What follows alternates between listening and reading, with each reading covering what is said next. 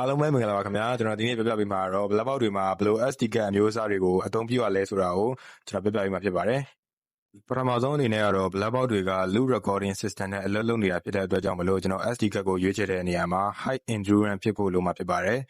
SD card အခွန်မှာလည်း high endurance ဆိုပြီးတော့ရေးထားတဲ့ SD card မျိုးအစားကိုရွေးချယ်ဝယ်ယူသင့်ပါတယ်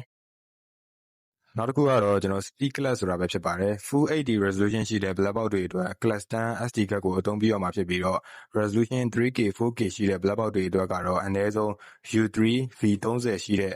SD card မျိုးစားကိုအသုံးပြုရမှာဖြစ်ပါတယ်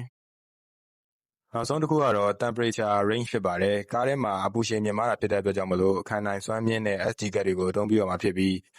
read speed write speed တွေလည်းမြင့်တဲ့ SD card ကိုအသုံးပြုရမှာဖြစ်ပါတယ်ဈေးကွက်ထဲမှာလည်းကား Black Box တွေ security camera တွေအတွက်တည်တံ့ထုတ်လုပ်ထားတဲ့ SD card မျိုးစားတွေလည်းရှိပါတယ်ခင်ဗျာကျွန်တော် recommend ပေးခြင်းတဲ့ SD card လေးကတော့ကျွန်တော် SP ကထုတ်ထားတဲ့ဒီ Black Box တွေအတန်တည်တံ့ထုတ်လုပ်ထားတဲ့